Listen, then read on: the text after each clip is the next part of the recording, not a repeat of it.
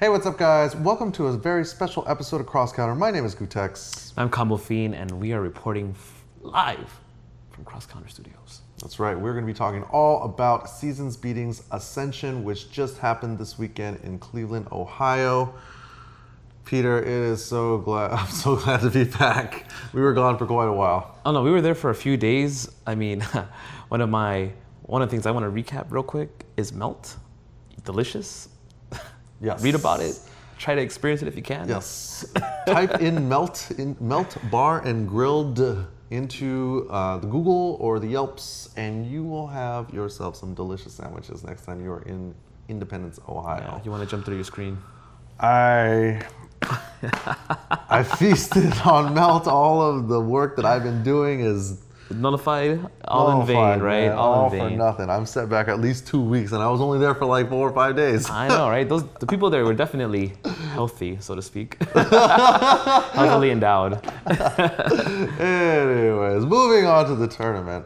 Let's talk about the top 3 blow-ups of Seasons Beating's Ascension. Damn.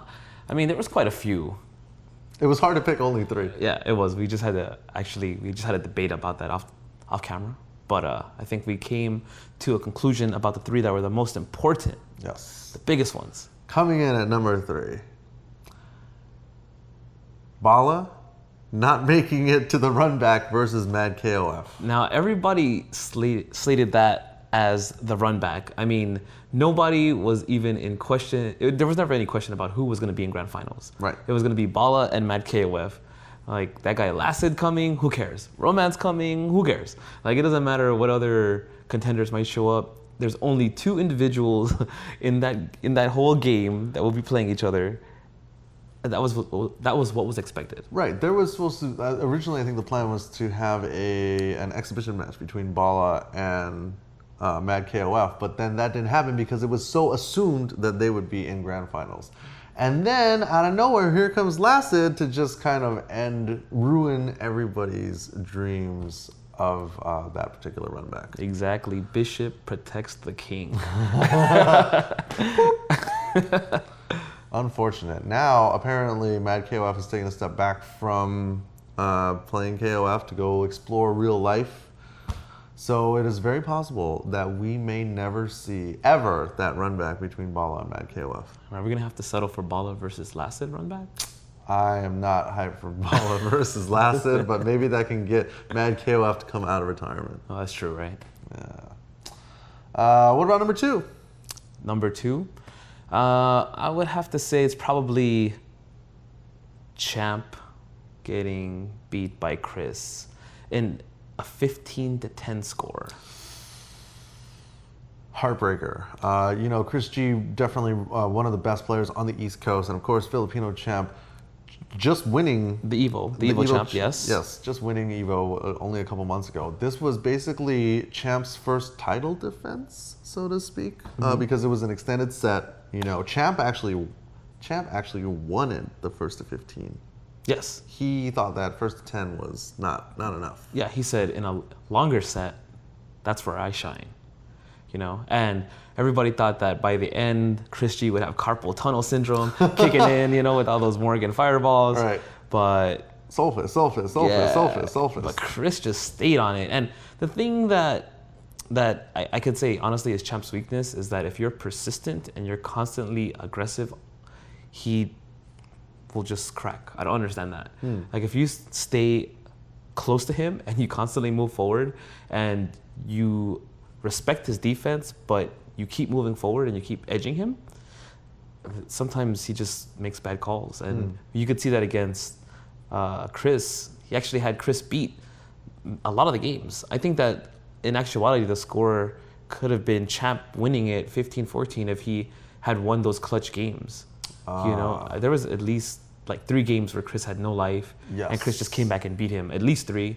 And then there was another few games where Champ missed some execution. He had some execution errors, and that was pretty much because he was shaken up. Yeah, there was definitely one match in particular when it was 9-9 where Champ had Chris G down to the magic pixel. Yes. And somehow he either dropped something or let him out. I don't know, but either way, Chris G got out, and then did like a back throw on Champ and then ended the game. And had they been playing first to 10, that would have been, you know, the greatest first to 10 in the history of first to 10s.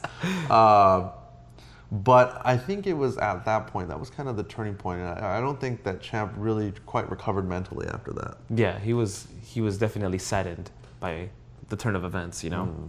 But yeah. And of course, coming in at number 1, America's new favorite hero, Fight Nation EX's K-Brad, beating the world champion of Super Street Fighter 4 Infiltration? Laugh, he beat Justin. Laugh, and Infiltration. He also went through Champ before that. Yes. Yeah, I mean, he went through... Just a trail of dead top player bodies.